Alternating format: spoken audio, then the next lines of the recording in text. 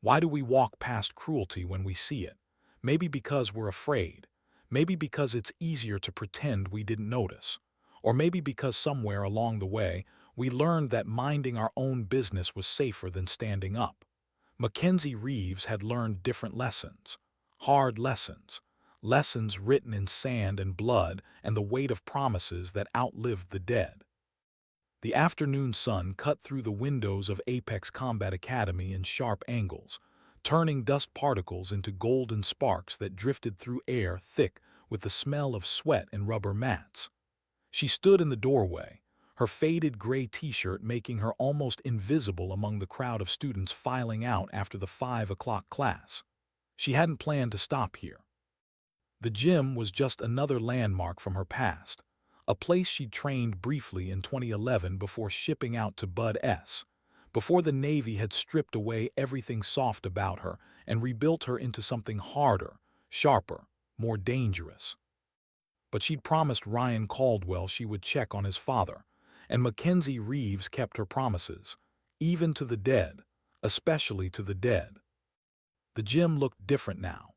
The walls that had once displayed faded posters of Brazilian Jiu-Jitsu legends now showed glossy photographs of the current owner, Derek Vaughn, posing with various championship belts and trophies.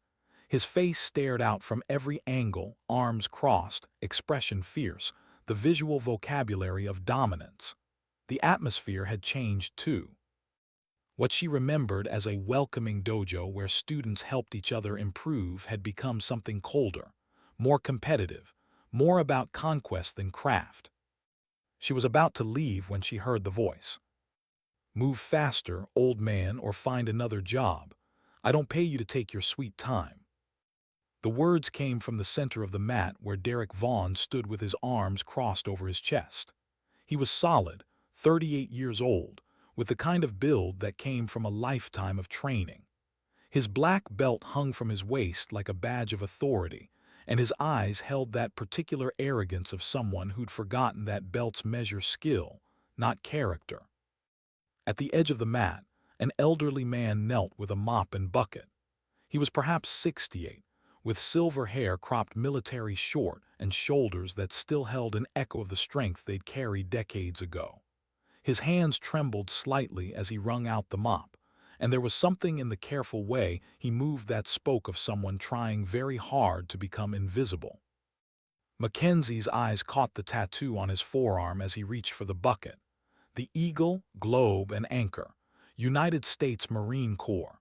The ink had faded to a pale blue-green, the kind of aging that came from decades of sun exposure and hard living, but the symbol was unmistakable. A Marine, reduced to being screamed at by some gym owner with an ego problem. "I'm sorry, Mr. Vaughn," the old man said quietly. His voice carried the rough texture of someone who'd smoked for years and quit, or maybe someone who'd breathed too much desert sand in places the government preferred not to discuss. "You told me to clean before the 6 o'clock class. I'm just trying to." "I told you to clean after everyone left," Derek cut him off. "Can't you follow simple instructions, or is that too complicated for you?"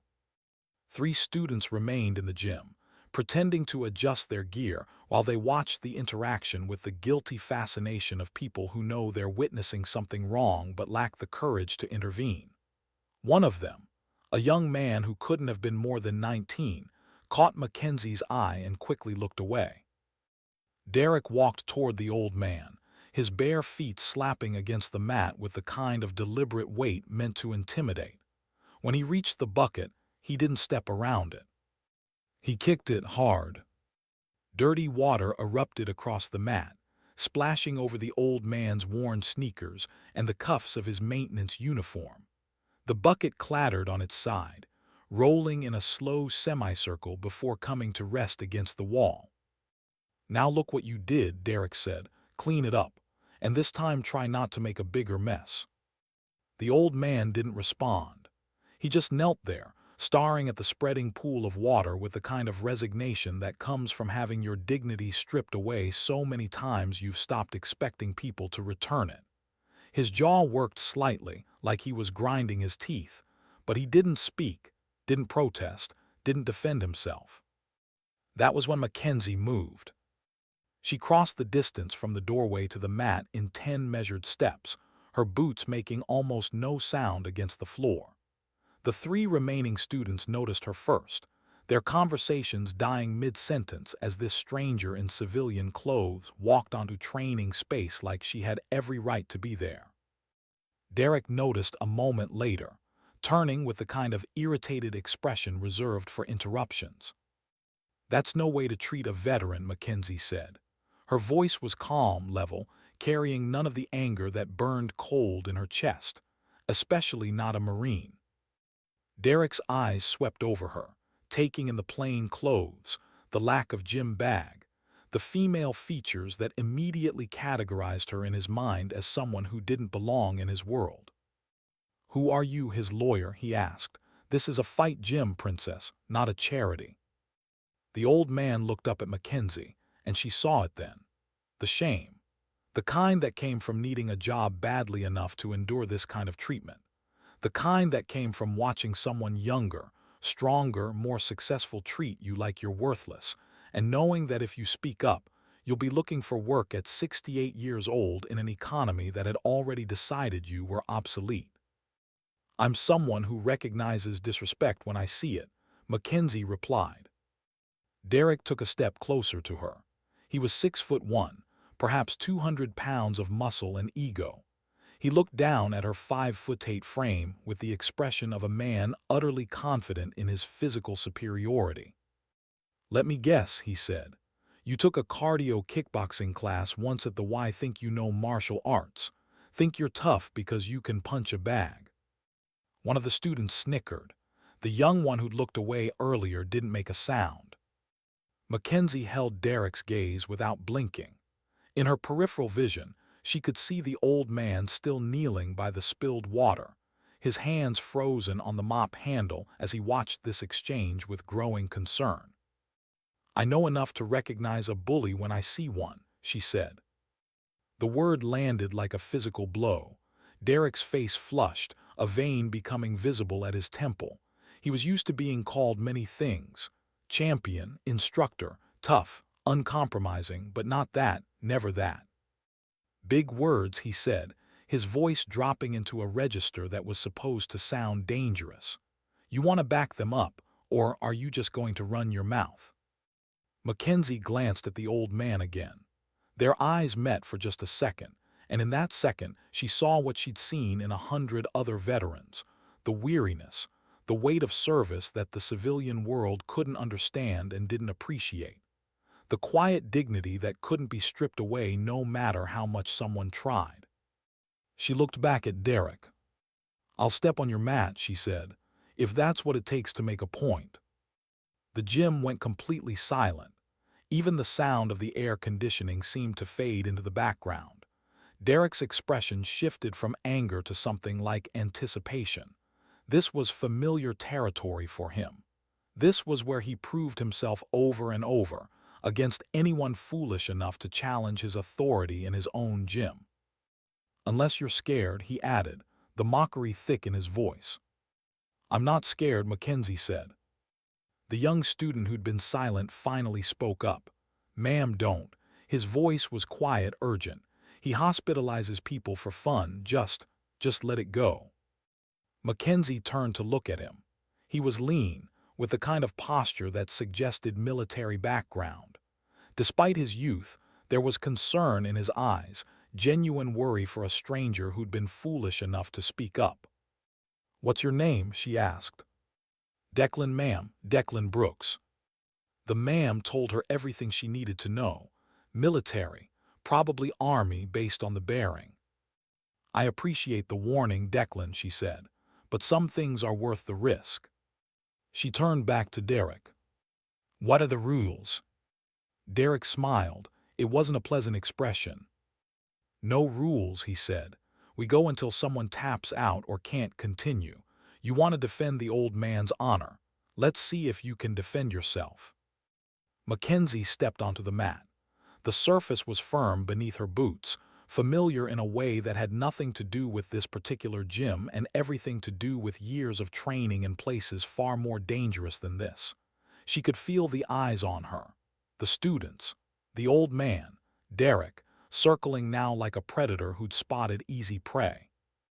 What he didn't know, what none of them knew, was that Mackenzie Reeves had spent the last 12 years learning how to break people in ways that left no visible marks.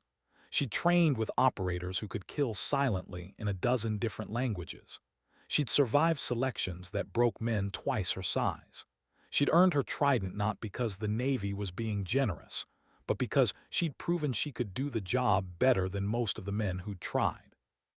But there was something she hadn't told them. Not yet. Something that made this whole situation darkly ironic in a way that would only become clear when it was already too late for Derek to back down. Derek moved first. He came in fast, throwing a combination that was designed to overwhelm, to prove his superiority before she could mount any defense. Jab, cross, low kick, textbook, aggressive, the kind of attack that worked on students and civilians who'd never faced real violence. Mackenzie wasn't a civilian. She slipped the jab, absorbed the cross on her forearm, and checked the kick with her shin in one fluid motion that spoke of countless hours of drilling. Derek's eyes widened slightly. That wasn't supposed to happen. She was supposed to panic, to freeze, to give him the easy victory he'd expected. He reset more cautious now, circled left, feinted high, went low. Mackenzie read it, stepped back, let him commit. When he overextended on a reaching punch, she closed the distance, got inside his guard and drove a sharp elbow into his ribs. Not hard enough to crack anything, but hard enough to make a point. Derek backpedaled, sucking in a breath. The arrogance in his eyes had been replaced by something else now. Calculation. Respect, maybe, or the beginning of fear. "Who are you?" he asked. "Someone who knows what real fighting looks like," Mackenzie replied. They continued. Derek came at her with everything he had: strikes, takedown attempts, submissions. He was good. There was no denying that. Years of training showed in every movement. But Mackenzie was better. Not because she was stronger or faster, but because she'd learned to fight in places where second place meant a flag-draped coffin and a notification visit to your family. She controlled the pace. Let him work, let him tire himself out throwing techniques that looked impressive but accomplished nothing. Every time he thought he had an advantage, she showed him he didn't. Every time he tried to assert dominance, she denied him. And through it all, she remained calm, focused, her breathing steady while his became ragged. The old man watched from the edge of the mat, his mop forgotten. Declan watched with his mouth slightly open. The other two students had stopped pretending to pack their bags and were now openly staring at this impossible scene. Some woman in street clothes systematically dismantling their instructor. 10 minutes in, Derek was breathing hard, sweat dripping from his face. Mackenzie looked like she'd just finished a light warm-up. He came at her one more time, desperate now, throwing caution aside for a lunging takedown that should have worked. Should have. Mackenzie sidestepped, caught him in a guillotine choke as his momentum carried him past her, and dropped to the mat with him in her guard. The choke was tight, precise, cutting off blood flow to his brain with technical perfection. Derek's face turned red, then purple. His hands clawed at her arm, trying to break the grip, trying to escape. But there was no escape. Not from someone who'd learned submission, grappling from instructors who'd forgotten more about ground fighting than Derek would ever know. "Tap," Mackenzie said quietly, "before you go to sleep." For a moment she thought his ego would force him to pass out rather than submit, but survival instinct won. His hand slapped frantically against her arm. Once, twice, 3 times. She released immediately, rolling away and standing in one smooth motion while Derek lay on the mat gasping, one hand on his throat, his face a mask of shock and humiliation. Mackenzie looked down at him. "The old man's name is Frank Caldwell," she said. "He served 3 tours in Vietnam with the 1st Marine Division. He earned a Silver Star, 2 bronze stars and a Purple Heart. He raised a son who became a Marine, who served with honor, who died protecting his brothers. Frank Caldwell has forgotten more about courage than you'll ever know. She walked to where Frank still knelt by the spilled water and extended her hand. "Mr. Caldwell," she said, "my name is Mackenzie Reeves. I served with your son Ryan. He asked me to check on you if anything ever happened to him. I'm sorry it took me this long to keep that promise." Frank stared at her, his eyes suddenly bright with tears. "You knew Ryan?" "I knew Ryan," she confirmed. "He was my swim buddy at Bud S., one of the finest men I ever served with." Behind them, Derek was struggling to his feet, his face twisted with rage and embarrassment. But before he could say anything, before he could try to salvage his pride, Declan spoke up. "Ma'am," he said, his voice carrying a note of awe, are you a SEAL?" Mackenzie turned to look at him. The gym had gone absolutely silent again, but this time the quality of the silence was different, charged, waiting. She met Declan's eyes and saw the understanding dawning there. "Lieutenant Mackenzie Reeves," she said quietly, "SEAL Team 3, retired last year." The words hung in the air like smoke. Derek's face went from red to white. The other students looked like they just watched their understanding of the world reshape itself. And Frank Caldwell, this elderly Marine who'd been treated like garbage by a man who wore a black belt like it meant something, began to cry. Not from shame anymore, from something else entirely. What is the value of a black belt when you've never worn the weight of real consequence? Derek Vaughn was about to learn that lesson the hard way, but the education was just beginning. And some lessons, Mackenzie knew, couldn't be taught with technique alone. They required something deeper, something that hurt in a place no submission hold could reach. The silence in Apex Combat Academy stretched like a held breath. Mackenzie Reeves stood with her hand still extended toward Frank Caldwell, this elderly Marine whose trembling fingers finally reached up to grasp hers. When their palms met, something passed between them: recognition, respect, shared grief. Frank allowed her to help him to his feet, his grip stronger than she'd expected. Old warrior's hands, hands that had held rifles and folded flags and cradled a son who would never come home. Derek Vaughn remained on the mat, one hand still touching his throat where Mackenzie's choke had painted an invisible necklace of humiliation around his neck. His chest heaved with breath that tasted like defeat. His students watched him with new eyes now, eyes that had seen the emperor without clothes, the master without mastery, the black belt revealed as nothing more than cotton and ego. "How long were you in?" Frank asked quietly. His voice was steadier now, purpose replacing resignation. 12 years, Mackenzie replied. 8 active, 4 in development roles. She didn't elaborate, didn't mention Syria or Mosul or the operations that would remain classified long after she was dead. Didn't talk about the friends she'd lost or the pieces of her soul she'd left in desert compounds and mountain caves. Frank didn't need the details. He understood the weight without the words. "Ryan talked about you," Frank said. "In his letters, he called you Ghost, said you were the toughest person in his class. Man or woman didn't matter, you were just the best." Mackenzie felt something crack open inside her chest.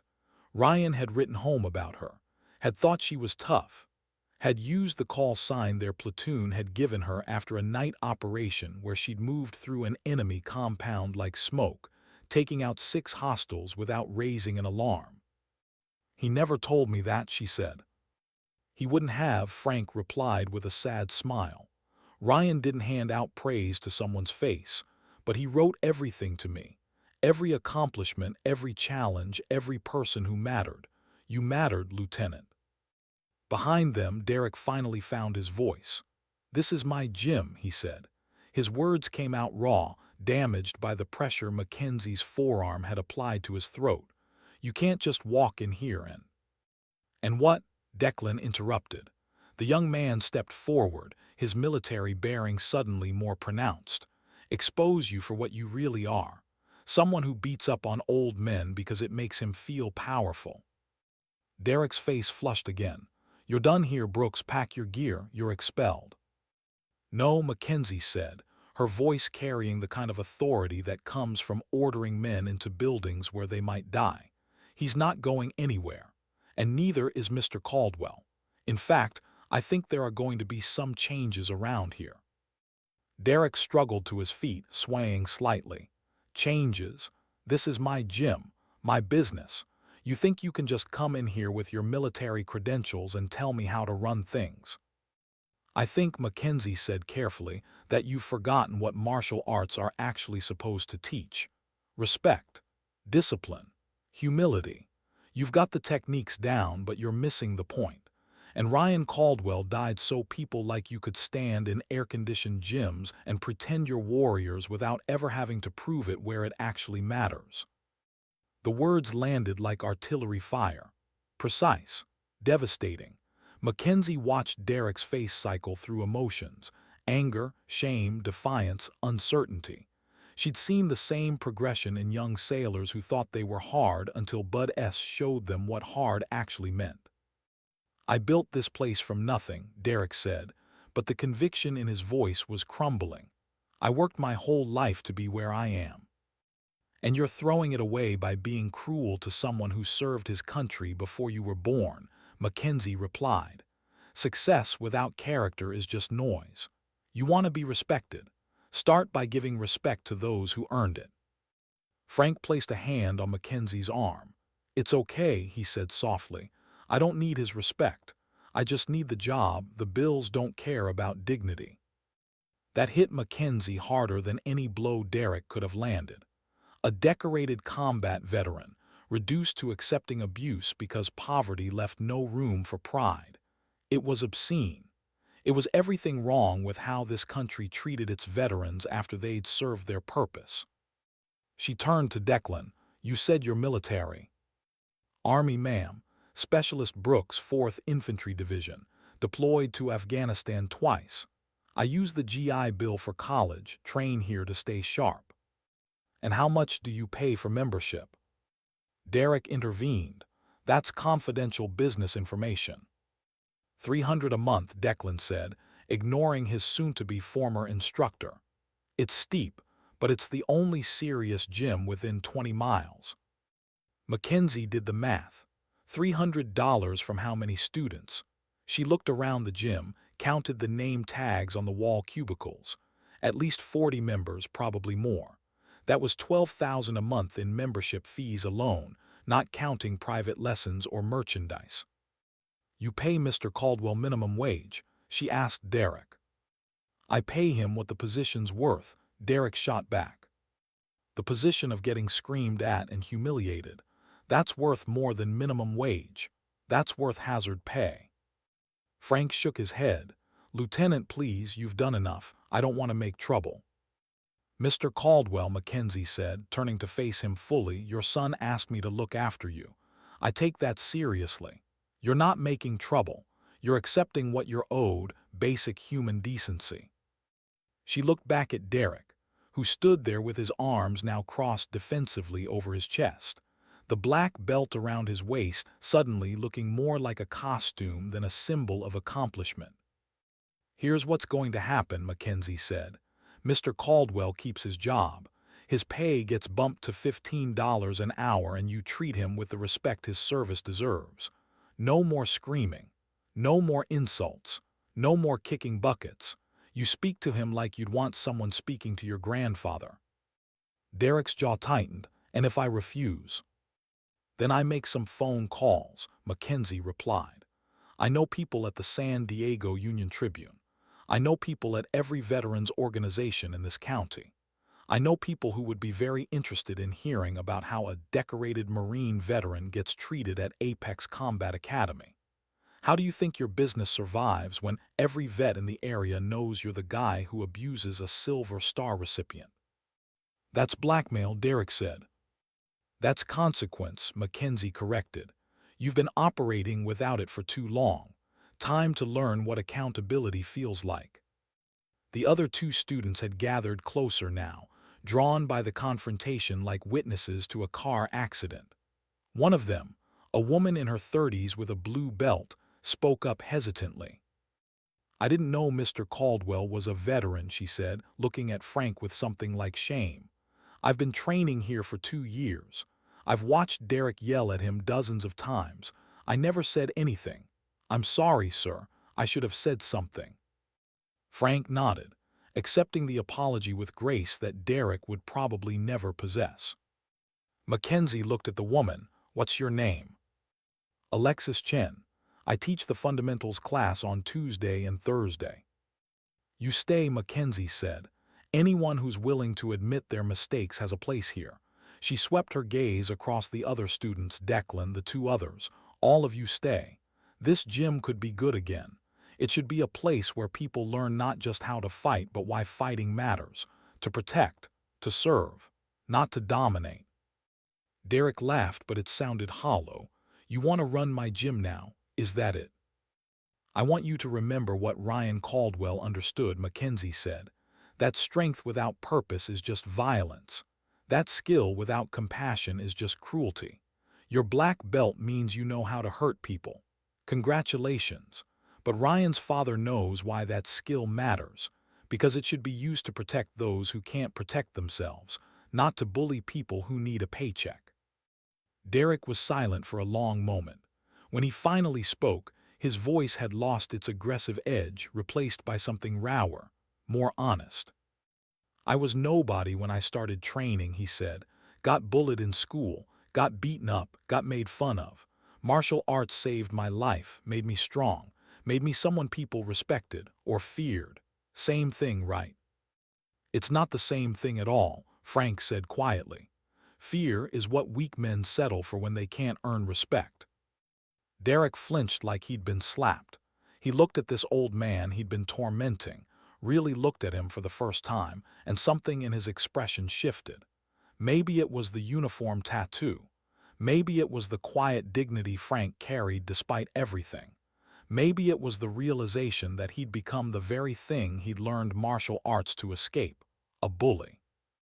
"Mr. Caldwell," Derek said slowly, the words seemed to stick in his throat. "I'm sorry for how I've treated you, for the things I said, for kicking that bucket, all of it, I'm sorry." The apology hung in the air, imperfect but real. Frank studied Derek's face, searching for sincerity, and must have found something worth believing because he nodded. "Apology accepted," Frank said, "but words are easy. Let's see if your actions match them." "They will," Derek said. Then more firmly, "they will." Mackenzie watched this exchange with cautious hope. People could change. She'd seen it happen. She'd seen men who thought killing was easy until they actually had to do it, men who thought they were cowards until the moment demanded courage they didn't know they possessed. Change was possible, but it required humility, that rarest of qualities in a world that rewarded confidence over wisdom.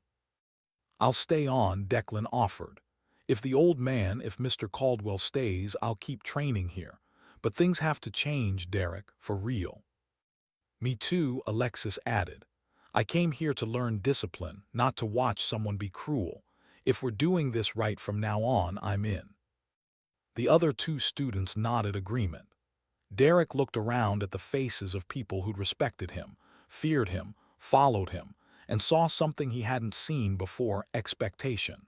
Not the expectation that he'd dominate, but that he'd lead. That he'd be worthy of the belt around his waist and the responsibility it represented. "Okay," he said, "okay, we do this right, Mr. Caldwell, 15 an hour, respect. No more of what I've been doing." Mackenzie stepped forward, closing the distance between them. Derek tensed, probably expecting another demonstration of her capabilities. Instead, she extended her hand. "Make it mean something," she said. "Honor the art you teach. Honor the people who train here. Honor the fact that Ryan Caldwell died believing this country was worth protecting. That means protecting the people in it, especially the ones who already served their time in hell." Derek took her hand. His grip was still strong despite the exhaustion, despite the shame. When they released, Mackenzie turned to Frank. "Mr. Caldwell, would you do me the honor of having coffee with me? I'd like to tell you about your son." The things he did that the government will never confirm officially. The kind of man he was when the cameras weren't watching and the medals weren't being handed out. Frank's eyes filled with tears again, but this time he was smiling through them. "I'd like that very much, Lieutenant," he said. "I'd like that very much." As they walked toward the gym entrance, Frank with his mop bucket left behind, Declan called out, "Ma'am, Lieutenant Reeves." Mackenzie turned. "Thank you," Declan said, "for showing us what it looks like when someone actually walks the walk." She nodded, not trusting herself to speak past the tightness in her throat. Then she and Frank Caldwell walked out of Apex Combat Academy into the late afternoon sun, leaving behind a gym full of people who just learned that real warriors don't advertise their credentials with photographs on walls. They carry them quietly, reveal them only when necessary, and measure their worth not by who they can defeat, but by who they choose to defend.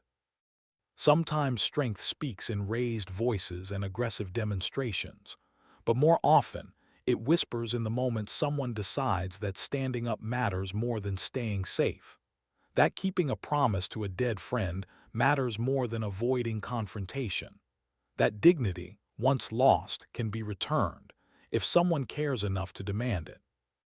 The coffee shop 2 blocks from Apex Combat Academy smelled like roasted beans and second chances.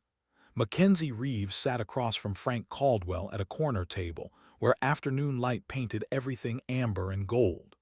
Frank cradled his cup with both hands, not drinking, just holding it like the warmth could seep through ceramic and skin straight into bones that had felt cold for too long. "Tell me about my son," Frank said quietly. "Tell me the things the Navy redacted from his service record. Tell me who he really was." Mackenzie looked into her own coffee, black and bitter, trying to find the words that would do justice to Ryan Caldwell without betraying the operations that remained classified. How do you explain someone to their father? How do you capture the essence of a warrior in war stories and anecdotes when the truth was so much simpler and so much more complicated? "Ryan saved my life," she began, "not once, 3 times. The first time was during Hell Week at Bud S." She told him about the surf torture, about the instructors who made them lie in the Pacific Ocean while waves crashed over their bodies and hypothermia crept through muscles and minds. How Ryan had positioned himself next to her during the worst of it, using his body to block some of the wind, sharing his diminishing heat without making it obvious enough for the instructors to notice and punish them both. "He never said a word about it," Mackenzie continued. "Just shifted closer whenever I started shivering too hard. When I tried to thank him later, he said teammates don't thank each other for doing what's right. That was Ryan. He did the right thing so automatically, he didn't think it deserved recognition." Frank's hands trembled slightly around his cup. "That sounds like him. Even as a kid, he'd give his lunch to anyone who looked hungry. Drive me crazy trying to feed every stray dog in the neighborhood." "The second time," Mackenzie said, "was during our first deployment, Yemen. We were extracting a high-value target from a compound in Sana'a. Intel was supposed to be solid. It wasn't." She paused, remembering. The smell of cordite and blood. The sound of AK fire echoing off stone walls. The moment she'd turned a corner and found herself face to face with an enemy combatant she hadn't known was there. "Ryan was supposed to be covering the opposite corridor," she said. "But he'd heard something in my sector, something I'd missed because my ears were ringing from a flashbang. He came back, put himself between me and that fighter, took a round in his vest that would have hit me in the head. Dropped the hostile, pulled me to cover, kept moving like nothing had happened." "Did they give him a medal for that?" Frank asked. "They gave him a Purple Heart for the bruised ribs," Mackenzie replied. "But medals don't capture it. He could have followed orders, stayed in his sector, assumed I had mine covered. He chose to trust his instinct instead of the plan. That kind of initiative, that kind of situational awareness, that's what made him great at what we did." "And the third time?" Mackenzie set her coffee down. Her hands had started shaking, and she didn't want Frank to see. "Syria," she said simply. The word tasted like ash and regret. Frank's face went very still. That's where he died. That's where he saved me one last time. She told him what she could, the mission parameters she was allowed to disclose. They'd been tasked with reconnaissance on an ISIS cell operating out of a compound near the Turkish border. Simple surveillance. No engagement unless absolutely necessary. But intelligence is only as good as its sources, and their sources had been compromised. We walked into an ambush, Mackenzie said. 20 hostiles, maybe more. They'd known we were coming, had the whole compound rigged. We fought our way to an extraction point, but I took a round in the leg. Couldn't move fast enough. The team was falling back and I was slowing them down. Ryan came back for you, Frank said. It wasn't a question. Ryan stayed with me, Mackenzie corrected. Told the others to go, that he'd cover our six and get us both out. He laid down suppressing fire while I patched my leg well enough to move. Then he put his arm around me and we started moving together. We almost made it. Her voice cracked. She cleared her throat, forced herself to continue. There was an IED we missed. I stepped on it. Ryan knew what it was the second I felt the pressure plate. He had maybe a second to decide. He could have let me trigger it, saved himself, made it to the extraction point alone. But he didn't, Frank whispered. He grabbed me and threw me backward, Mackenzie said. Then he covered the device with his own body, the blast. It killed him instantly. Command said he didn't suffer. I don't know if that's true or something they tell families, but I know he saved my life. I know the last thing he said to me was check on my old man. And I know I promised him I would. Frank was crying now, not bothering to hide it or wipe the tears away. They ran down his weathered face and dripped into his coffee, turning it salty and bitter and perfect for this moment. I didn't know, he said. They told me he died in combat, that he was a hero, but they didn't tell me. They didn't tell me that. They couldn't, Mackenzie said. The operation was classified, still is officially. But you deserve to know who your son really was. Not just a Marine, not just a SEAL, but someone who made the hardest choice a warrior ever faces and made it without hesitation. I was so angry at him, Frank said, before his last deployment. We'd had a fight, stupid stuff.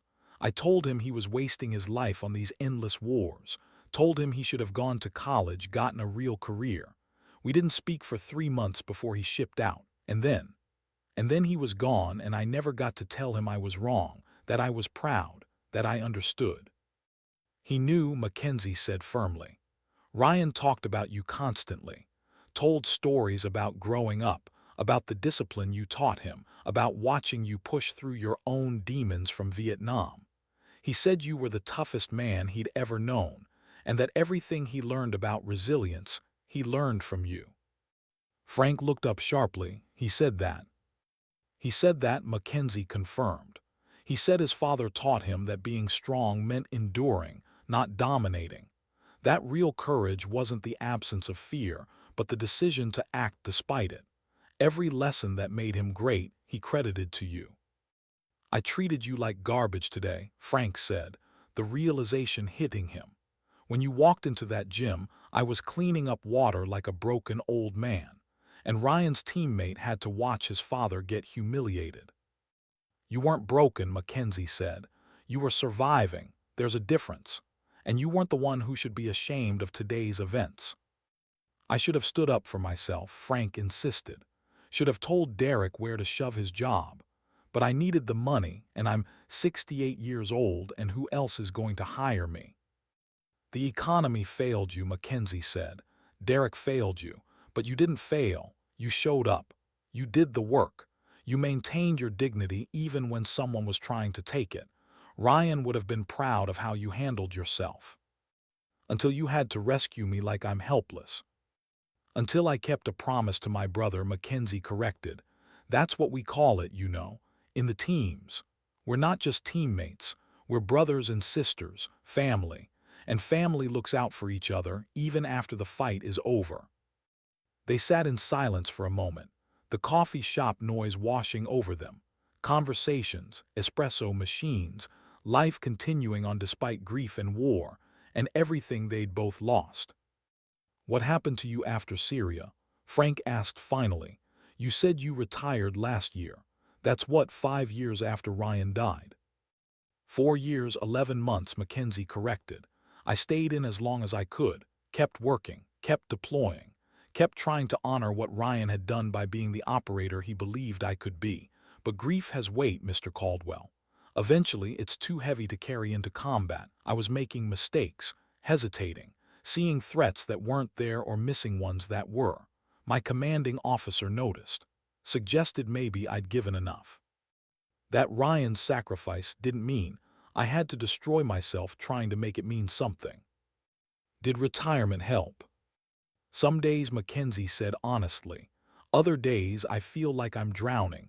The structure is gone, the purpose, the sense that what I do matters. I spent 12 years being someone who made a difference, and now I'm just someone. It's an adjustment." "You matter to me," Frank said. "You matter to Ryan. That counts for something." "It counts for everything," Mackenzie replied. "That's why I'm here. That's why I walked into that gym today and made a scene. Because promises matter. Because your son mattered. Because you matter and you deserve better than what Derek Vaughn was giving you." Frank smiled, sad but genuine. "You know, Ryan used to talk about legacy. Said he hoped people would remember him as someone who stood up when it mattered. Looks like his teammate learned that lesson pretty well." "He was a good teacher," Mackenzie said. They finished their coffee in comfortable silence, the kind that exists between people who have shared something real. When they finally stood to leave, Frank pulled Mackenzie into a hug that smelled like industrial cleaner and old pain and new hope. "Thank you," he whispered, "for keeping your promise, for standing up, for telling me who my son really was." "Thank you for raising him right," Mackenzie replied. "The world needed Ryan Caldwell. I'm just sorry it didn't get to keep him longer." As they walked out of the coffee shop into the early evening air, Frank turned to her. "What now?" he asked.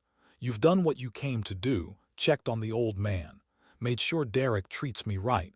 You heading back to wherever you came from?" Mackenzie thought about that. She'd been drifting for months since retirement, staying with friends, taking odd jobs, trying to figure out who she was when she wasn't Lieutenant Reeves. She'd planned to leave San Diego after checking on Frank, move on to the next city, the next temporary stop in a life that had lost its coordinates. But maybe running wasn't the answer. Maybe staying, building something, honoring Ryan's memory by helping his father rebuild his own dignity. Maybe that was the mission she'd been missing. "I think I'll stick around for a while," she said. "If that's okay with you. Make sure Derek follows through. Maybe train a little at the gym myself, keep these skills sharp. Retirement doesn't mean forgetting everything I learned." Frank's face lit up with something that looked like relief mixed with joy. "I'd like that," he said. "I'd like that very much, Lieutenant." They walked back toward Frank's car, the sunset painting San Diego in shades of orange and purple, and Mackenzie Reeves felt something she hadn't felt in a long time. Purpose. Not the purpose of a mission briefing or a deployment order. Something quieter, more personal. The purpose of keeping a promise, of standing up for someone who needed standing up for, of being the kind of warrior Ryan Caldwell had believed she was, one who protected not just in combat but in the everyday battles that broke people down just as surely as bullets did. Sometimes heroism looks like medals and flag-draped coffins, but sometimes it looks like a retired SEAL walking into a gym to defend an old Marine's dignity. Sometimes it looks like choosing to stay instead of run. Sometimes it whispers instead of shouts, acts instead of speaks, and measures victory not in enemies defeated, but in promises kept. Ryan Caldwell had saved Mackenzie Reeves 3 times. Today, she'd begun the work of saving his father. It wouldn't be quick. It wouldn't be easy. But she had time now. She had purpose. And she had the memory of a swim buddy who taught her that the mission never really ends. It just evolves into something more important than combat. Protecting the people worth dying for. 6 weeks after the confrontation at Apex Combat Academy, the gym looked different. Not physically. The mats were the same, the equipment unchanged, the walls still displaying Derek Vaughn's accomplishment photographs. But the atmosphere had transformed so completely that returning students who'd been gone for a month barely recognized the place. Frank Caldwell now wore a staff shirt with his name embroidered on the chest, right below the words Operations Manager. Derek had promoted him after realizing that Frank's decades of military experience made him perfect for organizing the gym's chaotic schedule, managing equipment maintenance, and teaching the younger students about discipline in ways that had nothing to do with choke holds and everything to do with character. Mackenzie Reeves sat on a bench near the back, watching Derek lead an advanced class. His teaching style had changed too. Less aggression, more emphasis on control and precision, more time spent explaining why techniques mattered, not just how to execute them. He still pushed his students hard, but now it came from a place of wanting them to improve, not wanting to dominate them. She'd been training at the gym 3 times a week since that first day, keeping her skills sharp while giving Derek and Frank space to figure out their new dynamic. Sometimes she worked with Alexis, helping refine the fundamentals program. Sometimes she partnered with Declan, who turned out to be surprisingly skilled at jiu-jitsu despite his army background. And sometimes she worked privately with Derek himself, showing him techniques from her SEAL training that he'd never encountered in competitive martial arts.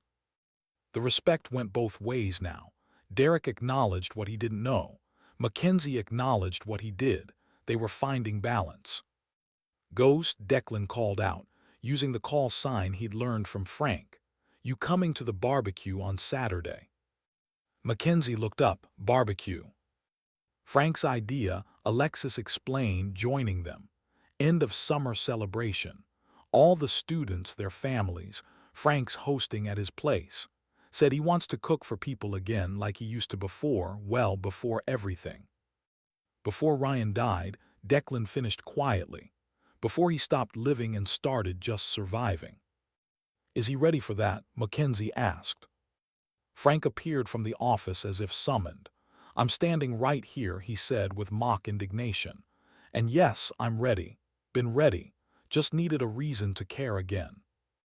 He sat down next to Mackenzie, moving with the careful deliberation of someone whose body remembered youth but lived in reality. His eyes were clearer now. The resignation that had marked him 6 weeks ago had been replaced by something brighter. Not happiness exactly, but engagement. Purpose. "Ryan used to love my barbecue," Frank said. "Ribs, brisket, potato salad, his grandmother's recipe. He'd invite half his unit over whenever he was on leave.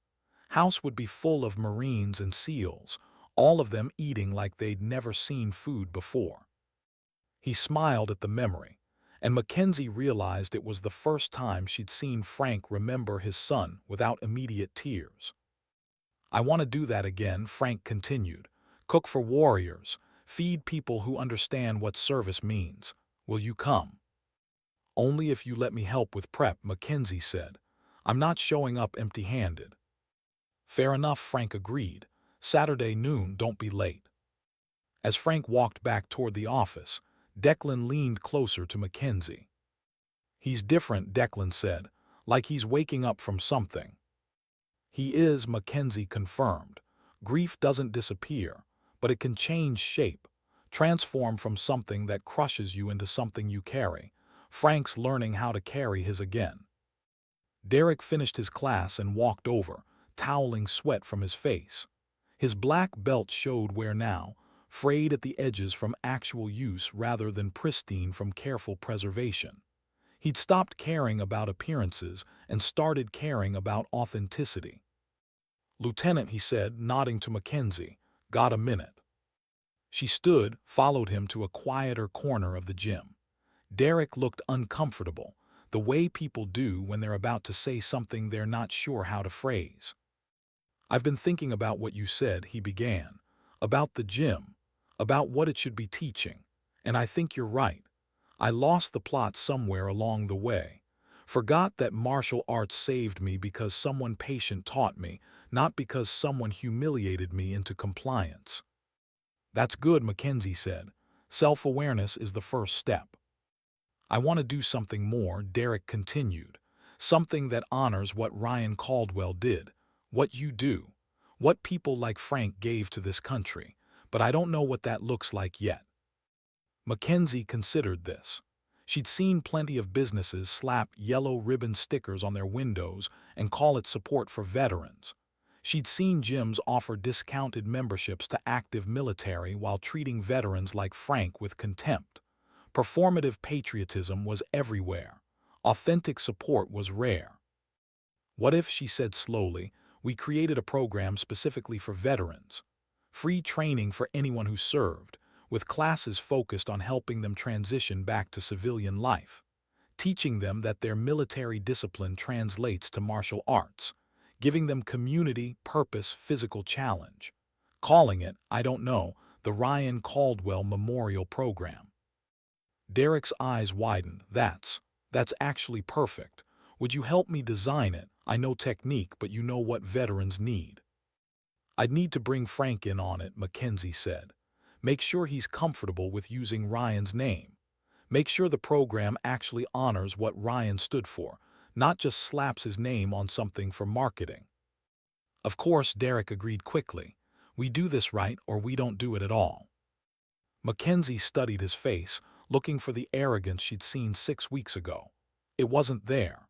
Or maybe it was still there but tempered now, balanced by humility and genuine desire to make amends. Okay, she said, let's talk to Frank. Let's build something that matters. They walked together to the office where Frank was reviewing class schedules, his reading glasses perched on his nose, concentration making him look simultaneously older and more vital. When they explained the idea, his eyes filled with tears again, but this time they were tears of something that looked like healing. Ryan would have loved this, Frank said. He always talked about how hard it was for his friends to adjust after getting out, how the structure and brotherhood disappeared and they were just lost. A program like this, it could save lives. Then we do it, Derek said. Whatever it takes, we make it happen. I know some people at the VA, Mackenzie offered, and I've got contacts at Team 3 who could help spread the word. Get veterans plugged in who need exactly what you're talking about. They spent the next hour sketching out details, the three of them collaborating in a way that would have seemed impossible 6 weeks earlier. Derek contributed his knowledge of program structure and business logistics. Frank brought his understanding of what veterans needed emotionally and psychologically. Mackenzie added tactical realism, making sure the training would be challenging enough to engage combat veterans without being performative or cliched. When they finally finished the preliminary planning, the gym had emptied out. Late afternoon sun streamed through the windows, painting everything in gold light that made the space look almost sacred. Thank you, Frank said to both of them, for this, for everything, for making his death mean something beyond grief. His death already meant something, Mackenzie said gently. He saved my life, saved countless others during his service. This program is just making sure more people understand what he stood for. Still, Frank insisted.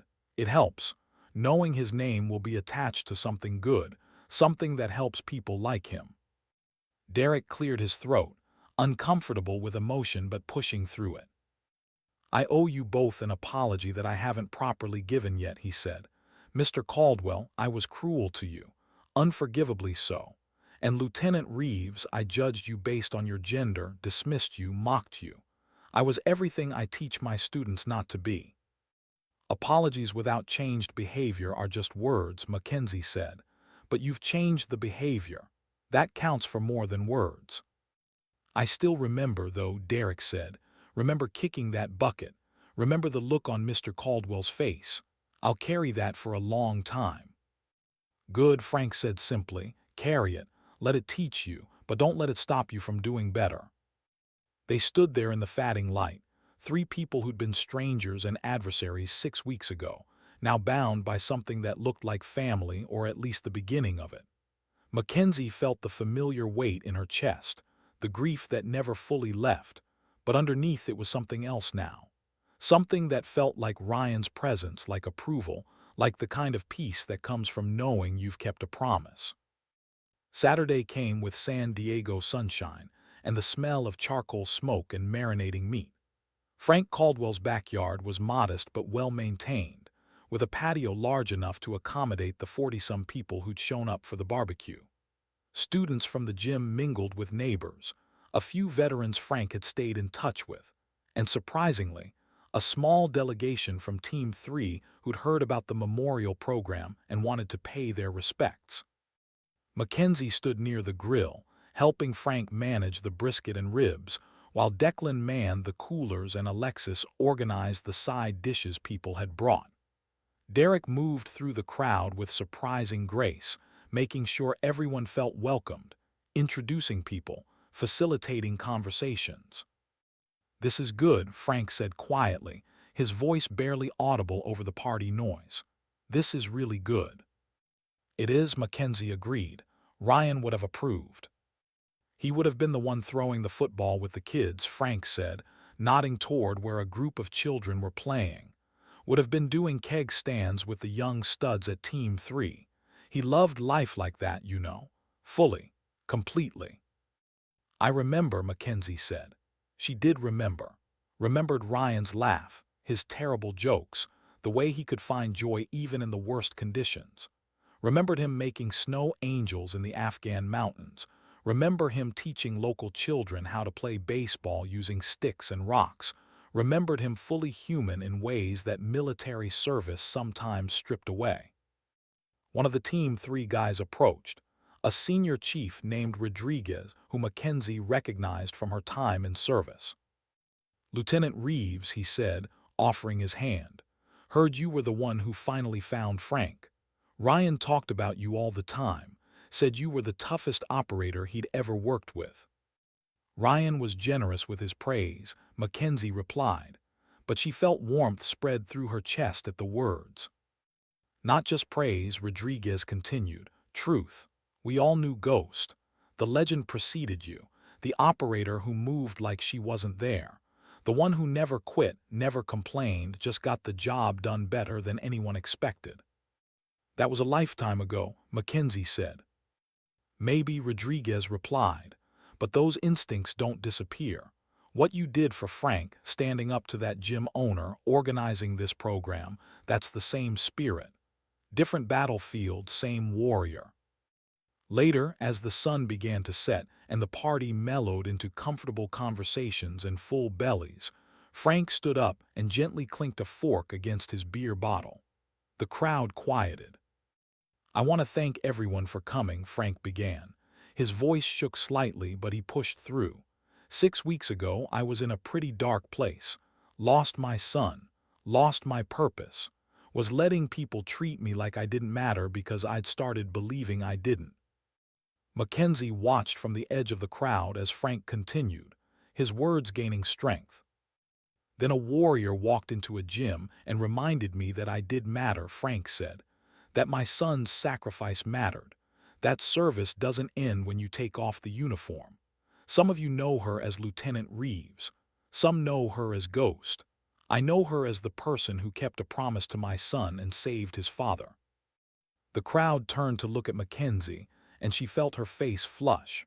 She hated being the center of attention, preferred operating in the shadows where Ghost belonged. "We're starting something here," Frank continued. "A program in Ryan's name to help veterans transition, to give them community and purpose through martial arts training. It's free for anyone who served, and it's going to honor what my son believed in, that we take care of each other, that we don't leave anyone behind." Applause rippled through the crowd. Derek stood up next. "I'll be honest," he said. 6 weeks ago, I was a different person, a worse person. I had forgotten what martial arts actually taught me about humility and respect. Lieutenant Reeves reminded me forcefully." Laughter scattered through the group. "This program we're building, it's not just for veterans," Derek continued. "It's for all of us. A reminder that strength without character is just violence. that black belts measure skill, not worth, that every person deserves respect regardless of age, rank, or physical capability. Frank Caldwell is teaching me that lesson daily, and I'm grateful for it. More applause. Frank and Derek shook hands, an image that would have seemed impossible 6 weeks ago. As the party wound down and people began filtering out, Frank pulled Mackenzie aside. "I want to show you something," he said. He led her into his house, through a living room decorated with military memorabilia and family photographs, to a small office.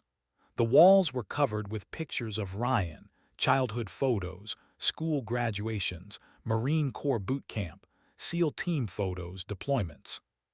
"This was his room," Frank said, "when he was growing up. I turned it into a memorial after he died. Spent hours in here talking to him like he could hear me. Maybe he could, I don't know." He pulled out a box from the closet, opened it carefully. Inside were Ryan's personal effects from his final deployment, his diary, letters he'd never mailed, a few photos, his challenge coins. "There's something I need to give you," Frank said. He lifted out a small box, the kind that holds medals. "Ryan requested this before his last deployment. Said if anything happened to him, I should make sure you got it." Mackenzie's throat tightened.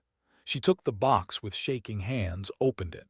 Inside was a Navy and Marine Corps Commendation Medal, the kind given for heroic or meritorious service. But attached to it was a note in Ryan's handwriting. "Ghost, by the time you read this, I'm probably eating it somewhere. Don't feel guilty, don't second guess. You were the best operator I ever worked with, and more importantly, the best friend. If I went down protecting you, that means I did exactly what I was supposed to do. Warriors take care of warriors, that's the code. Look after my old man if you can. He's stubborn and proud, but he needs someone who understands what this life costs. Semper Fi and fair winds. Ryan." Mackenzie read it 3 times, each word cutting deeper. Ryan had known, had planned for the possibility, had tried to absolve her of guilt before it could take root. But guilt didn't listen to logic or letters or noble sacrifices. "I can't accept this," she said, trying to hand it back. "You have to," Frank insisted. "It was his wish. And he was right, you know, about you being the best, about you understanding what this life costs, about you being the person who'd actually check on his stubborn old man." "He died because of me," Mackenzie said, the words finally breaking free after 4 years and 11 months of holding them in. "I stepped on that IED. I was the one who wasn't careful enough. He covered it because I screwed up." "He covered it because that's what teammates do," Frank said firmly. "You think you're the first person to survive because someone else didn't. You think my son would want you carrying this weight. He made a choice, Lieutenant. Honor it by living well, not by drowning in guilt." Mackenzie held the metal box, feeling the weight of it, the weight of everything. 4 years and 11 months of pushing forward because stopping meant facing this moment. This truth. This grief that had no solution, no tactical approach, no way to outflank it. "I miss him," she whispered. "Me too," Frank said. "Every day. But he's not really gone, is he? He's in this program we're building. He's in the way Derek treats his students now. He's in every veteran who will find community and purpose at that gym. He's in the promise you kept by finding me. Ryan Caldwell's legacy isn't his death, Lieutenant. It's everything that came after because of how he lived." Mackenzie felt something crack open inside her chest, something that had been sealed tight since Syria. Tears came, finally, after years of holding them back. Frank pulled her into a hug, this elderly Marine comforting the young SEAL who'd saved his son's life 3 times and couldn't save it the 4th. They stood there in Ryan's memorial room surrounded by photographs of a life cut short but fully lived, 2 warriors bound by grief and gratitude. And slowly, carefully, Mackenzie Reeves began to believe that maybe keeping a promise was enough. Maybe honoring Ryan's sacrifice meant exactly what she'd been doing, protecting those who needed protection, standing up when others wouldn't, refusing to let cruelty go unchallenged. Maybe Ghost wasn't just a call sign from combat. Maybe it was a reminder that the best warriors operated quietly, protected fiercely, and measured their worth not by enemies defeated, but by promises kept and people defended. 6 months later, the Ryan Caldwell Memorial Program had grown beyond anything they'd initially imagined.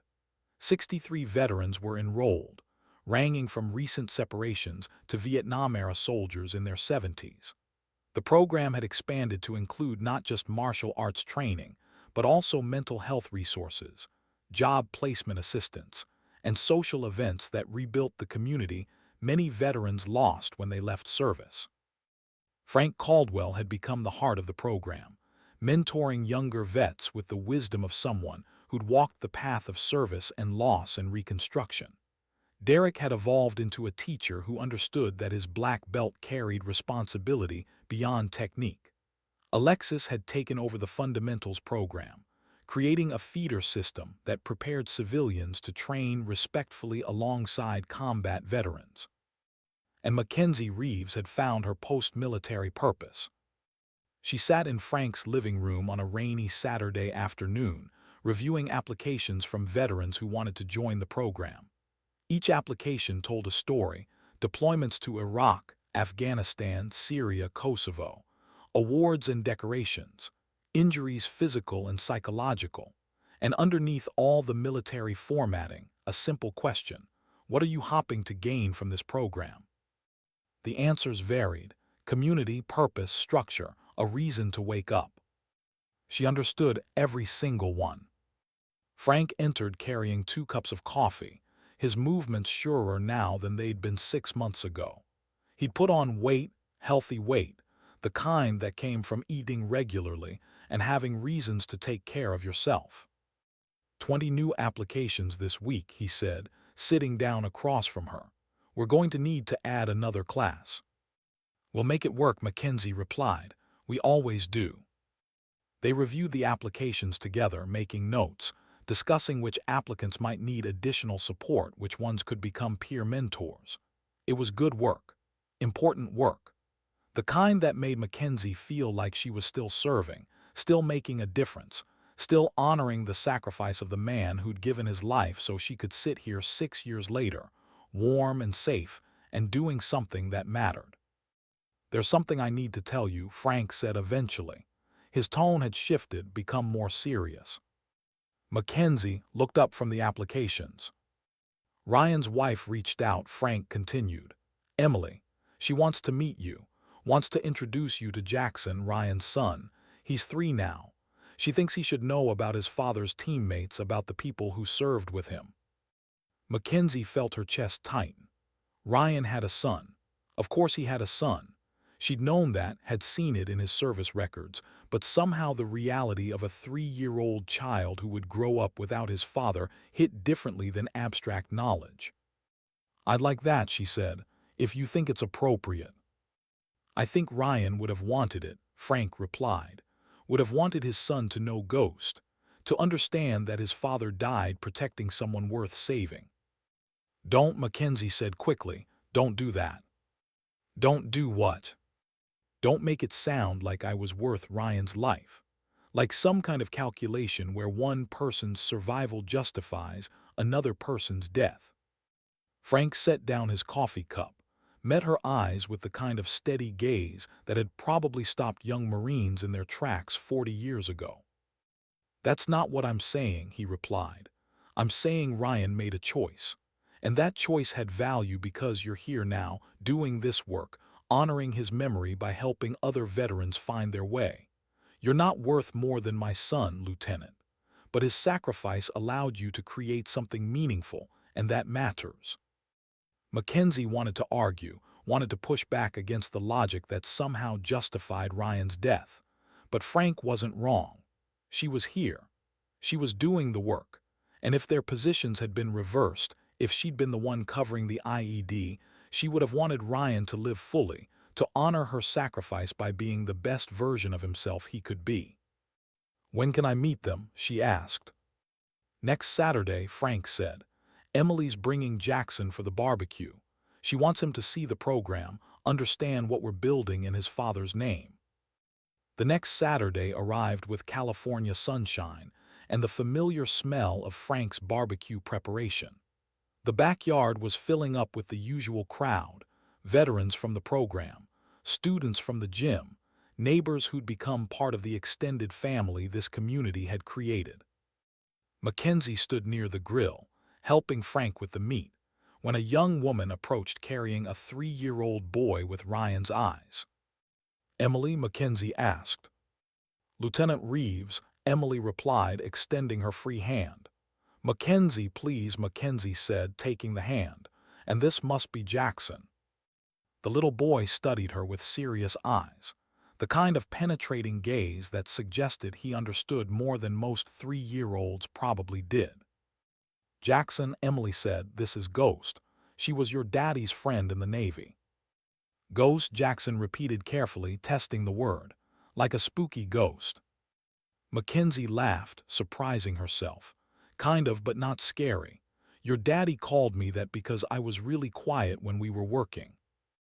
"Daddy's in heaven," Jackson said matter-of-factly. "Grandpa Frank told me."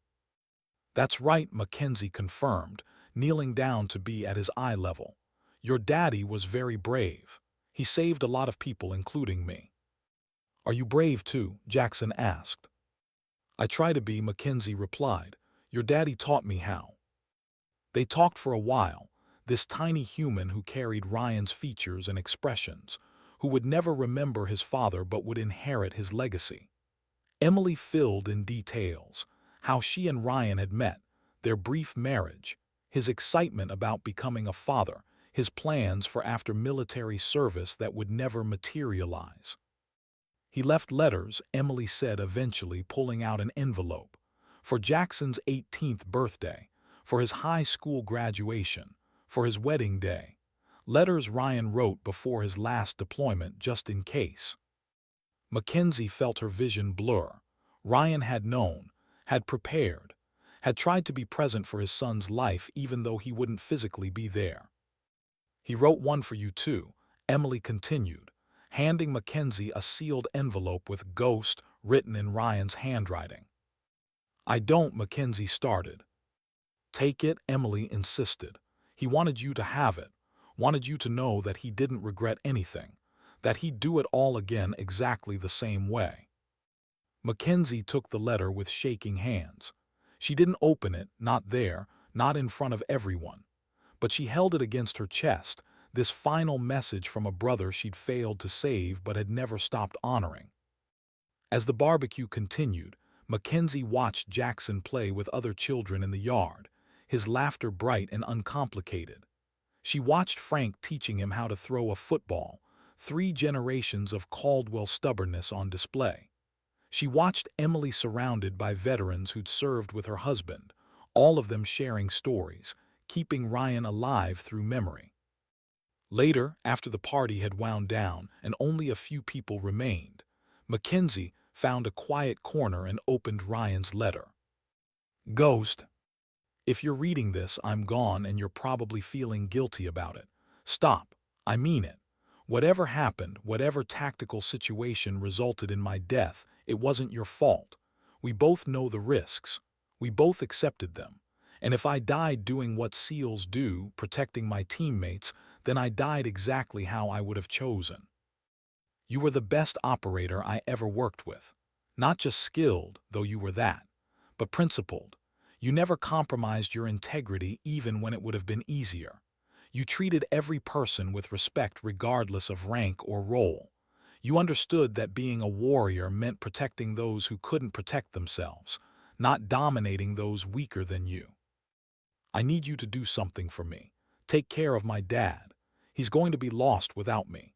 We didn't always see eye to eye, but he's a good man who sacrificed everything for this country and got nothing in return but pain and memories. Help him find purpose again.